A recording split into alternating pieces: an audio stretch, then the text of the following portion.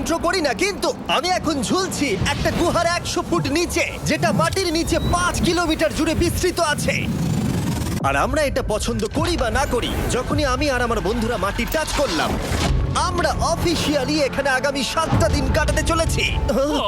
বাবারে, এটা আমার জীবনে করা সবথেকে ভয়ঙ্কর জিনিস। প্রথমত, আমাদের এখন এখান থেকে অনেকটা দূরে যেতে হবে। কেন? যদি ঝড় বৃষ্টি হয় তাহলে এই পুরো জায়গাটা জলে ভরে যেতে পারে, আর সমুদ্রের মতো ঢেউ এসে সবাইকে ভাসিয়ে নিয়ে যেতে পারে। সেই জন্য আমাদের আরো ভিতরে যেতে হবে একটা বেস ক্যাম্প বানানোর জন্য। ভাই এটা পুরো পাগলাম। এটা একটা অন্য জগৎ মনে হচ্ছে। এই কেভ এন্ট্রান্সটা হয়তো দেখতে সুন্দর, কিন্তু দেখে যা মনে হচ্ছে আসলে তা নয়। আর আমরা হয়তো জানি না যে আগামী 7টা দিন আমাদের জীবনের সব থেকে কঠিন সময় হতে চলেছে।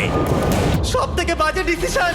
ঠিক আছে, আর কিছুক্ষণের মধ্যেই অন্ধকার হতে চলেছে। ক্যাম্প না করলে আমরা বিপদে পড়বো। আমরা কোথায় যাচ্ছি সেটা কি বলবে? আমাদের ক্যাম্প সেটআপের জন্য একটা ফ্ল্যাট গ্রাউন্ড খুঁজতেই হবে। কেভের ভেতরে ঢোকার পরে আমরা এমন একটা জায়গা খুঁজে পেলাম যেটা অনেকটা উঁচুতে থাকায় আমরা জল থেকে সুরক্ষিত থাকতে পারবো। তার মানে এটা ক্যাম্পের জন্য পারফেক্ট। পারফেক্টটা একটু বেশি হয়ে গেল। মোটামুটি বলা যেতে পারে। ঠিক আছে, ক্যাম্পের জন্য মোটামুটি। প্রথম দিনের বাকিটা আমরা কাটিয়ে দিলাম আমাদের জিনিসপত্র আনতে। প্রত্যেকটা ব্যাগের ওজন প্রায় 80 পাউন্ড। আর যেমনটা তোমরা ফুটেজে দেখছো, আমরা এটা করতে 4 ঘন্টা লাগিয়ে দিলাম। এখান থেকে যাওয়া খুব কঠিন।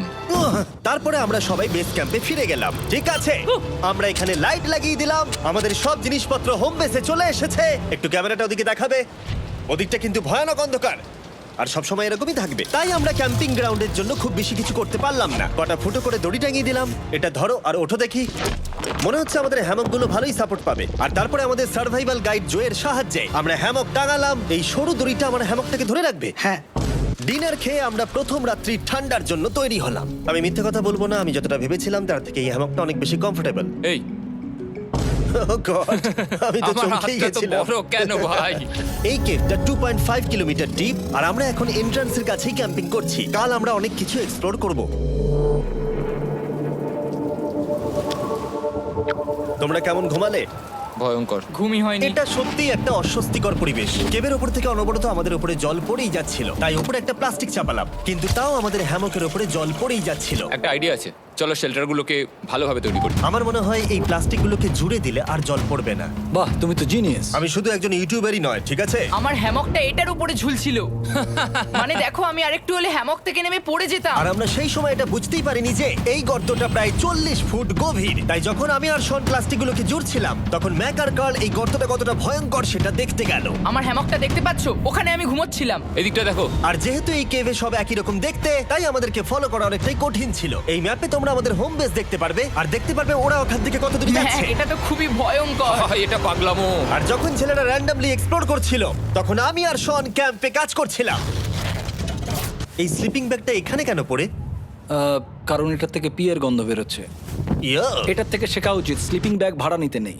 আমরা স্লিপিং ব্যাগ কেন ভাড়া আমি- নিয়েছি? কেন আমি আমরা জানি না। স্লিপিং ব্যাগগুলো কিনে আনতে পারলাম না? আর তারপরে আমরা এই দুটো প্লাস্টিককে জিপ টাই দিয়ে জুড়ে দিলাম। কিছু মনে করো না, এই দড়িটার উপরে আমার জীবন বাজি আছে। আর তখন ওইদিকে ম্যাক আর কার্ল তখন ওই গর্তের মধ্যে। ও মাই গড, ম্যাক! আর শেষ পর্যন্ত ওরা একদম নিচে পৌঁছে গেল। এই! আমি তো ভাবলাম সবাই ক্যাম্প নিয়ে কাজ করবে। আমরা শুধু দেখাচ্ছিলাম জায়গাটা কতটা ভয়ঙ্কর। না পড়লেই হবে, তোমাদের স্কিল নেই। আচ্ছা ঠিক আছে। আর যদিও ওদের এবার ফিরে আসা উচিত ছিল, কিন্তু কাল আর ম্যাক এটা কতটা গভীর সেটা দেখানোর চেষ্টা করলো। ভাই এটা দেখতে দারুণ লাগছে। তুমি কি নদীটাকে পার করতে পারবে? কিন্তু ওরা এটা জানে না যে এই রিভারটা এই কেভের গোটাটাই জুড়ে আছে। তার মানে এর মধ্যেও আমাদের কিছুটা সময় কাটাতে হতেই পারে। ওই তো ওরা এসে গেছে। এসো। তোমরা রান্না করে রেখেছো তো? হ্যাঁ, রান্না করেছি। ঠিক বলেছ। একটা নতুন বাড়ি, ঠিক বলেছি তো? একদম। এখন আমাদের একটা ছাদ আছে। আর এটা তো দারুণ। জিমি রান্না বেশ ভালোই আর করেছে। আমরা আমাদের ফায়ার পিটটাকে এই সুন্দর জায়গাটাতে নিয়ে এসেছি। জায়গাটা কেমন? বেশ গরম। আরামদায়ক। এই পাথরগুলো গরমটাকে ধরে রাখবে এবং ওপর থেকে যে পি পড়ছে সেগুলোকে আটকে দেবে। ওটা পি নয়। তাহলে ওটাকে কি বলবো? যদি জানি না, হয়তো বৃষ্টির জল হবে বা না, এটা বৃষ্টি নয়, না, পাথর মানে ইয়ে তুমি- করছে। এই একটু উপরে দেখাও। তুমি মেঘ দেখতে পাচ্ছো? পাথর দেখা যাচ্ছে। এটা বৃষ্টি নয়, রক পি। Rock P. ঠিক আছে রক পি। ঠিক আছে, এটা রক পি। আর একটা শুকনো রাত ঘুমিয়ে কাটাবার পরে আমরা ঠিক করলাম জো আমাদের সার্ভাইভাল এক্সপার্ট, তাকে নিয়ে আমরা কেভের শেষ প্রান্ত অব্দি যাব। Cave, cave! Cave, cave! Cave, cave. Cave! দেখা যাক আমরা কেভের কতটা গভীরে যেতে পারি। তোমরা কিন্তু মনে রাখবে আমরা সবেমাত্র কেভের এন্ট্রান্সের দিকেই আছি, আর আমাদের ইচ্ছা এই কেভের শেষ প্রান্ত অব্দি যাওয়া, অবশ্যই না মরে গিয়ে। ও ও মাই গড, এটা তো খুবই স্টিফ। আরে এটা তো সবে শুরু। আমরা কেভের আরো গভীরে এসেছি। তোমরা সবাই সাবধানে আসবে। এটা খুবই ছোট জায়গা, আমার মনে হয় না এখান থেকে আমি যেতে পারবো। কেভ এক্সপ্লোরের ইন্টারেস্টিং জিনিসটা হলো যা হোক করে আমাদের এই ছোট্ট ফাঁকগুলোর মধ্য দিয়ে এগিয়ে যেতে হবে। ও মাই গড, খুব ছোট জায়গা। আর তারপরেই খুব বড় একটা জায়গা আসবে, সেটা এতটাই বড় যে কিছু না দেখতে পাওয়ার জন্য এটা করতে হলো। ও মাই গড। এবার আমি সব দেখতে পাচ্ছি, এটা দুর্দান্ত। এটার তো অনেক আলো। ভাই জায়গাটা কতটা সুন্দর দেখো। বাপরে কি আলো, আমি তো তাকাতেই পারছি না। আমি তো অন্ধ হয়ে যাব মনে হচ্ছে। এ বাবা, এটা কি হলো? আমরা বোধহয় ঠিক মতো এটাকে ব্যবহার করতে জানতামই না। চলো এগিয়ে যাই। আর তাই আমরা এগোতে থাকলাম। এই যে এই জায়গাগুলো, এগুলো খুব ভালো ধরার এখানে? জায়গা। এগুলো ধরে এখান থেকে পা ঘুরিয়ে চলে আসতে পারবে। এইভাবে কি? হ্যাঁ, একদম পারফেক্ট। জো সব থেকে ভালো কেভ গাইড। এভাবে কেউ গাইড করতে পারবে না। ঠিক আছে, এইবার ব্যাপারটা ইন্টারেস্টিং হবে। কি? এটা কি? এখান থেকে আমাদের ওয়েট শুট পরে সাঁতার কেটে যেতে হবে। গতকাল ম্যাক আর কার্ল এটা নিয়ে মজা করছিল, কিন্তু এই কেভে আমাদের পরের অ্যাডভেঞ্চারটা ছিল একটা প্রায় জমে যাওয়া নদীর মধ্যে। ও মাই গড, এটা তো পাগলামি! তার মানে আমাদের ওয়েট শুট পড়তেই হবে যাতে আমাদের হাইপোথার্মিয়া না হয়। আমরা এটা কেন করছি? এই এক্সপেরিয়েন্সটা তো জীবনে একবারই হবে। কি? এটা করলে হয়তো আর নাও বেঁচে থাকতে পারি। আমাদের এই কেভের শেষে পৌঁছতে হলে আমাদের এই নদীর মধ্য দিয়ে, এই ছোট্ট ফাঁকগুলোর মধ্য দিয়ে সাবধানে ধীরে ধীরে এগিয়ে যেতে হবে। আস্তে আস্তে নামো, স্রোতের কারণে পা পেছনে টানতে পারে। ঠিক আছে, আমি তাহলে নামছি। তুমি ওই দেয়ালগুলো ধরে ধরে এগোতে থাকো আস্তে এটা তো আস্তে। খুব ঠান্ডা। তুমি পারবে জিমি। জানি না এখানে ঢুকতে পারবো কি না। জিমি, এবার তুমি জল থেকে উঠে দাঁড়িয়ে পড়ো। এটা সত্যি একটা পাগলামি। এখানে কি ঠান্ডা! যখন তোমরা খুব ঠান্ডা জলের মধ্যে থাকবে তখন একটা পাথরকে ধরে এগিয়ে চলা খুব কঠিন হবে। ও মাই গড, এটা সত্যি পাগলামি। ম্যাক, কার্ল, চলে এসো। আমার ভয় লাগছে। চলো চলো, পারবে। ভাই। এগোতে থাকো, পেছন দিকে তাকিও না। একবার দেখো আমরা কি করছি। কিন্তু এই বাধাগুলো এতটা কঠিন ছিল না সামনে যা আসতে চলেছিল তার তুলনায়। আমরা পেরেছি। কেভ কেভ কেভ এই, কেভ। একটা কথা শোনো, আমরা 10% আসিনি। তার মানে এখনো আমরা শুধুমাত্র সার্ফেসেই রয়েছি, আর শেষ প্রান্তে পৌঁছতে হলে আমাদেরকে আরো 2 কিলোমিটার যেতে হবে। যেরকম তোমরা দেখতে পাচ্ছ এখানে 24/7 বৃষ্টি হয়, তাই আমি একটা আড্ডা মারার জায়গা তৈরি করেছি যেখানে আমরা কেউ ভিজবো না। আমি ভাবছি আমি যদি এটা না বানাতাম তাহলে কি হতো। আমি নিশ্চিত যে ওদের একটা ভেজা পাথরের উপর শুতে হতো। আমাদের ক্রমাগত এগিয়ে যেতে হবে এবং শরীরটাকে ভিজে রাখতে হবে। ঠিক আছে। নইলে আমাদের শরীরের তাপমাত্রা কমে এটা যাবে। এতটা কঠিন কেন?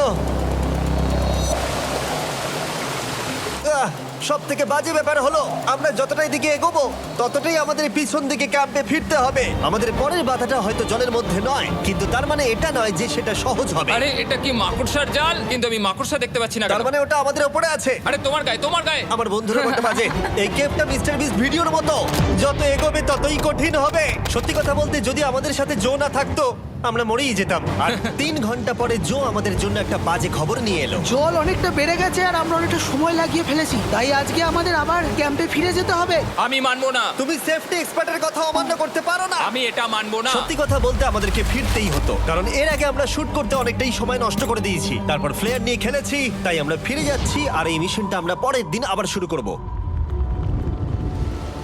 শন, আমরা এসে গেছি। আরে তুমি এখানে কি করছিলে? এখন তোমরা কেউ ভিজবে না। আমি তো জানতামই না এই লাইটগুলো আমরা এনেছি। এগুলো দারুণ লাগছে তাই না? দুঃখের বিষয় আজকে আমরা মাত্র 20% এগোতে পেরেছি, কিন্তু বিশ্বাস করো আমরা শেষ পর্যন্ত অবশ্যই যাব আগামী কয়েকদিনের মধ্যেই। আমার মনে হয় না। কোনোদিনই হবে না। আমি তো বললাম। আমরা ডে 4টা রেস্ট নেব আর ডে 5-এ চেষ্টা করব এই কেভের শেষ অবধি যাবার। দেখা যাক কি হয়। ডে 3-তে মজা হলো, কালকে আবার দেখা হচ্ছে। আর কেভের ভিতরে 3টে খুব বাজে রাত কাটাবার পরে পরের দিন সকালে আমাদের মাথায় শুধু একটাই কথা আসছিল। আমার একটা হট শাওয়ার চাই, তবে আমি এখন একটু শান্তি পাবো। ও, এখন শাওয়ার পেলে কিন্তু দারুণ হয়। আমি চান করিনি প্রায় 3-4 দিন হয়ে গেল। তোমরা নিশ্চয়ই জানো কেভের মধ্যে শাওয়ার করা সম্ভব নয়। আমাদের অনেকটা পথ হেঁটে সাবধানে আগের রিভার বেডের কাছে পৌঁছতে হলো। ও মাই গড! আমি আমার ব্রেনকে ফিল করতে পারছি। আমি এভাবে ব্রেনকে ফিল আমার করিনি। কপালটা জমে গেল পুরো। চলো ড্রোন দিয়ে মাথার চুলগুলো শুকিয়ে নি। এদিকে এসো ড্রোন। ও দাঁড়াও দাঁড়াও দাঁড়াও, এটা কিন্তু কাজ করছে। হ্যাঁ, দারুণ কাজ করছে। ড্রোন থাকতে হেয়ার ড্রায়ারের কি দরকার? আর চুল শুকানোর পর আমরা জোয়ের সাথে জার্নির প্ল্যান করতে বসলাম। এটা কি জো? এটাই কেভের ম্যাপ। আগেরবার আমাদের থামতে হয়েছিল কারণ জল খুব জোরে বইছিল। এখন বৃষ্টি কম হচ্ছে, তাই কালকে আমরা নিশ্চয়ই এই কেভের শেষে পৌঁছে যাব। এটা ভয়ঙ্কর হতে চলেছে। প্রথমে আমাদের কালকে যেখান দিয়ে গেলাম সেখান দিয়ে আগে যেতে হবে। জলের মধ্যে ঝাঁপ দিতে হবে এবং পাথর দেখে হাঁটতে হবে। এগুলো সবকটা আমরা যদি পার করতে পারি তাহলে আমরা গ্লো ওয়ার্ম চেম্বারে পৌঁছে যাব। কেমন দেখতে তুমি সেটা বলো না, আমি তোমাদেরকে সারপ্রাইজ দিতে চাই। তোমার মনে হয় আমরা পারবো? ওইসব বাদ দাও, আমরা ঠিক কালকে পৌঁছে যাবো। কালকের প্ল্যান আমরা চক আউট করে নিয়েছি। আমরা রেস্ট করছি আর ফেস্টিভ্যাল স্মোর্টস খাচ্ছি আমাদের এনার্জি রিগেন করতে। সবাইকে চিয়ার্স। Yippee! জো এই প্রথমবার ফেস্টিভ্যাল স্মোর্টস খাচ্ছে। জো সত্যি কথা বলবে। এটা দারুণ, তাহলে ভালো লাগলো? এটা দারুণ লেগেছে। আমরা এই চকলেটটা আগে কেন বের করে নিই? এটা এমনি চকলেটের থেকে 10 গুণ ভালো খেতে। সত্যি কথা বলতে তোমরা যদি ফেস্টিভ্যালের সাথে স্মোর্টস ট্রাই না করে থাকো তাহলে তোমরা মিস করছো। কালকে আমরা পুরো কেভটা এক্সপ্লোর করব, দেখা হচ্ছে। তাই আমরা ভালো করে ঘুমানোর চেষ্টা করলাম আর কালকের প্রিপারেশন নিলাম কেভের শেষে যাওয়ার জন্য। আমরা আমাদের জীবনের সবথেকে ডেঞ্জারাস জার্নি করতে চলেছি। ডে 3 এর অভিজ্ঞতা মাথায় রেখে আমরা কম শুট করেছি যাতে আমরা সামনের দিকে তাড়াতাড়ি এগোতে পারি। জলটা খুব ঠান্ডা হ্যাঁ, আগের দিনের মতোই খুব ভালো। এই তো আর যাতে আমরা সবাই বেঁচে ফিরতে পারি তাই জো ছাড়াও আরেকজন সার্ভাইভাল এক্সপার্টকে আমরা নিয়ে এসেছিলাম। এখানেই আমরা ডে 3 তে আটকে গেছিলাম। এখন আমরা কি করব? এবারে আমরা অনেক তাড়াতাড়ি এসেছি। আমাদের পিছনে ঘন অন্ধকার। কোথায় যাব? এই রাস্তাটা অনেক সরু এবং হ্যাঁ। স্রোত প্রচুর বেশি, তাই আমরা দেয়ালগুলো ধরে ধরে আস্তে আস্তে এগোবো। এই যে এইভাবে। ও হ্যাঁ, God! এই রকটায় জাম্প করো। কয়েকটা ভালো পাথর আছে যেগুলোকে তুমি ধরে এগোতে পারবে। আরে এখানটা তো অনেক অন্ধকার। আমি আর পা পাচ্ছি না, আমি এখন মাটিতে আর পাই পাচ্ছি না। যেহেতু আমরা মাটিতে পা পাচ্ছিলাম না, তার মানে যদি আমরা পাথর ছেড়ে দিই তাহলে এই জলের স্রোত আমাদেরকে ভাসিয়ে নিয়ে যেতে পারে। জো, আমরা কি করব? আমি এটা ধরে এসেছি, তুমি এটা ঠিক ধরো। আছে, আমি তো দেখতেও পাচ্ছি না কোথায় যাচ্ছি। জো, স্রোত আমাকে ভাসিয়ে নিয়ে চলে যাচ্ছে। আমি তুমি করবো কি করে? পারবে, পারবে। শুধু মুখটা এখান থেকে ঢুকিয়ে দাও, আমি হেল্প করছি। এখানে আমি ঢুকবো? হ্যাঁ, এই গর্তের মধ্যে। এই তো, খুব ভালো। এটা আমার জীবনের সবথেকে বিপজ্জনক অ্যাডভেঞ্চার। আমরা এখন কেভের অনেক গভীরে চলে এসেছি আর এবার আমাদের সামনে প্রথম বড় বাধা। এখানে জলের একটা ঘূর্ণাবর্ত আছে, যদি তুমি এর মধ্যে পড়ে যাও তাহলে তোমাকে একদম নিচে নিয়ে চলে যাবে। মানে আমরা পড়ে গেলে মরে যেতে পারি। হ্যাঁ, মানে আমরা মৃত্যুর সাথে খেলা করছি। এটা এতটা বিপজ্জনক হতে পারে আমি সত্যিই ভাবিনি। খুব ভালো। এই তো। তাহলে কি আমার পা এখানে হ্যাঁ, রাখবো? রাখো রাখো। ঠিক আছে, এই তো আমি পেরেছি। এটা আমার ভাবনার থেকেও বেশি কঠিন ছিল। এই নদীটা কতটা শক্তিশালী এই গোটা কেভটাকে তৈরি করেছে। কিন্তু মজার ব্যাপার হলো আমরা পাথরের মতো শক্তিশালী নই। আমি শুধুমাত্র মানুষের মতোই শক্তিশালী। সৌভাগ্যবশত কাল এই অ্যাডভেঞ্চারে লিড করেনি, তার বদলে আমরা একজন অ্যাভেঞ্জার জোকে পেয়েছি। ও কতটা এক্সপার্ট তার প্রমাণ হিসেবে বলতে পারি। সে লিটারালি কতটা ওপর থেকে আমাদেরকে নদীতে ঝাঁপ দিয়ে দেখালো। ও মাই গড, এটা পাগলামি। কে বললো এটা পাগলামি? এটা তো আমার কাছে খুবই সহজ। আমি এটা করব। তুমি কোনোভাবেই এটা করতে পারবে না। আরে কি বলছোটা কি তুমি? আমি এক্ষুনি করতে চাই। চলো যাচ্ছি Joe. God speed back. Jimmy আমার সাথে যা যা করেছে তার কাছে এটা তো কিছুই নয়। 3, 2, 1।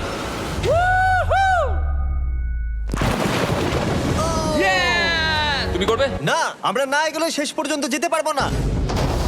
ও মাই গড, আমাদের নিচের দিকে যেতে হবে। আমরা সবসময় স্রোতের উল্টো দিকে কেন যাই? এখন শুধু আমি ভেসে ভেসেই যেতে পারবো, আর কিছু না। এই জলের তলায় অনেক ধারালো পাথর আছে, তোমরা সেগুলোকে দেখতে পাবে না, তাই সাবধানে পা ফেলবে। ও মাই গড, আবার এটা গভীর আরে হচ্ছে।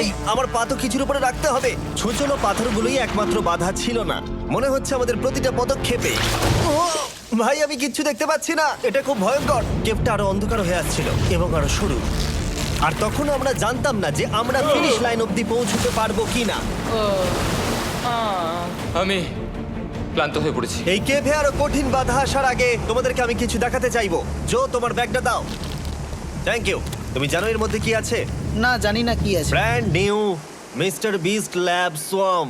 সত্যি কথা বলছি, গত 5 ঘন্টা ধরে যেহেতু আমি অনেক পরিশ্রম করেছি, তাই কোনো মতেই এখন এটা আমি বলার মতো অবস্থায় নেই। তাই এটা শুট করার 1 মাস পরে আমি পুরো কেপ সেটটা তৈরি করলাম ফিউচার জিমি নেম ট্যাগ দিয়ে। তারপরে বললাম, হে, আমি ফিউচার জিমি, আর আমি এখন তোমাদেরকে বলবো brand new toy line of mister beast lab swamp সম্পর্কে। এটা একটা কালেক্টিবল টয় লাইন, আর এখানে 119টা ইউনিক ডিজাইন ক্যারেক্টারও আছে যা তোমরা কালেক্ট করতে পারো। আর সবথেকে দারুণ ব্যাপারটা হলো, কোন ক্যারেক্টারটা তুমি পেয়েছো সেটা জানতে হলে এই টিউবে ওয়াটার দিয়ে নাড়াতে হবে আর তোমার সোয়ামস তোমার সামনে চলে আসবে। আর আমি এটা ডেমনস্ট্রেট করতে এই বিশাল বড় টিউবটাকে বানিয়েছি। এই টিউবটাকে জল দিয়ে ভরে দাও। তোমাদের এত জলের দরকার নেই, এটা অনেক বড় বলে এত লাগছে। ঠিক আছে, এটা এখন জলে ভর্তি হয়ে গেছে। এবার এটাকে একটু নাড়াতে হবে। এটা কি আর নাড়াতে হ্যাঁ হবে? হ্যাঁ, অনেক নাড়ানো হয়ে গেছে। এবার জল ঢালো এখানে। জো ঢালছে। আর জল ঢালার পরে তোমরা দেখতে পাবে তোমরা কোন সোয়ামটা পেয়েছো। এটা সবথেকে রেয়ার হাইপোক্রোম, যেটা মাত্র 1000টা বানানো হয়েছে। জো, এটা তোমার। থ্যাংক ইউ সো এটা মাচ। চাই। আর এটা তোমার। কাল কি নেবে? আমার কাছে দুটোই ছিল। আর আমরা শুধু সোয়ামেই থেমে নেই, আমরা এই অ্যাকশন ফিগার প্যান্থার গুলো বানিয়েছি যেগুলো এই ব্রিফকেসে আছে। আর এই সোয়ার্মের মতো এই মিউটেটর যখন তোমরা কিনবে দেখতে পাবে এর ভেতরে কি আছে। কোথায় কিনবো? ভালো হয়েছে জিজ্ঞাসা করলে। মিস্টার বিস্ট ল্যাব টয়েস এখন তোমরা পৃথিবীর সব জায়গায় পেয়ে যাবে। এগুলো সব বেরিয়ে গেছে, তোমরা গিয়ে কিনে নাও। আর কেবের মধ্যে অনেক সমস্যা পেরোনোর পরে আমরা ফাইনালি পৌঁছে গেলাম গ্লো ওয়ার্ম চেম্বারে। ভাই এবার খুব ভালো লাগছে। ঠিক আছে টিম, তোমাদের গ্লো ওয়ার্ম চেম্বারে স্বাগত। এ তো দারুণ। এটা দারুণ লাগছে। ভাই এটা পৃথিবী মনে হচ্ছে না এখানে একদমই। যে আলো তোমরা দেখতে পাচ্ছ সেগুলো আসলে ছোট্ট ছোট্ট বায়োলুমিনেসেন্ট গ্লো ওয়ার্ম তৈরি করেছে। এটা দেখতে অনেকটা মিল্কি ওয়ে গ্যালাক্সির মতো লাগছে।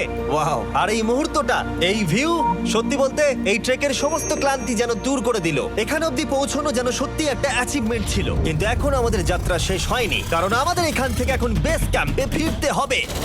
আজকে ডে 6 হতে চলেছে, এখনো ওরা আসেনি আর আমি খুব ক্লান্ত।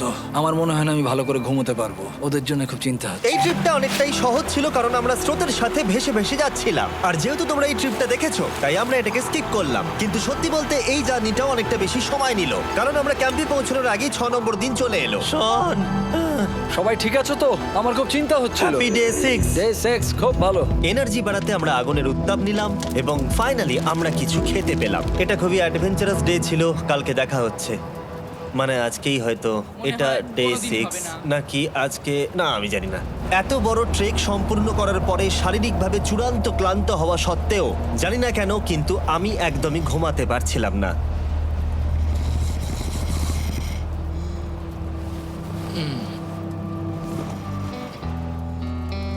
আমি 7 দিন সলিটারি কনফাইনমেন্টে কাটিয়েছি, কবরে কাটিয়েছি, 7 দিন রাফটে থেকেছি। কিন্তু সত্যি কথা বলতে এটা সবার থেকে বেশি কঠিন ছিল, কারণ সব সময় ভিজে, ঠান্ডা, প্রত্যেক মুহূর্তে এই পাথরগুলো শরীরে ব্যথা দিচ্ছে।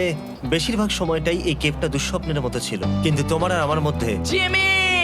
ইয়ো! গার্ড, আমাকে দেখতে পাচ্ছ? এটা পৃথিবীর সবথেকে উজ্জ্বল টর্চ। মজার মুহূর্ত অনেক ছিল। মাটির নিচে 300 ফুট গভীরে অভিযান চালানো থেকে আমাদের সবাই মিলে হ্যামক নিয়ে হাসাহাসি করা সবকিছুই এই অভিযানের অংশ ছিল। যেহেতু আমাদের সঙ্গ দারুণ, চলো তিমির মতো আওয়াজ করো। তাই এই ভিজে, ঠান্ডা, পাথুরে অদ্ভুত কেভের ট্রিপটা বদলে গেল আমাদের জীবনের সব থেকে সুন্দর মুহূর্তে।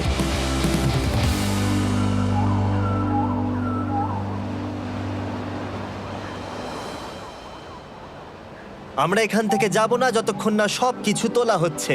আর আমি সবকিছু বলেছি মানে সবকিছুই। চলো এবার বেরোনো যাক। আর যখন আমরা মাউথ কেভে আবার ফিরে এলাম, ভাই ওপরটা দেখতে দারুণ লাগছে। তখন জয়ের জন্য একটা সারপ্রাইজ ছিল। বেরোনোর আগে জো, আমরা তোমার কাছে কৃতজ্ঞ। তাই এই নাও 50,000 নিউজিল্যান্ড ডলার্স, 10,000 করে প্রত্যেক জনের প্রাণ বাঁচানোর জন্য। Oh my god, thank you so much Jimmy. Thank you Joe. Love you, Joel! এবার আমাদের সব কাজ হয়ে গেছে, চলো বেরোনো যাক। 7টা দিন পরে আমরা ফাইনালি এখান থেকে বেরোচ্ছি।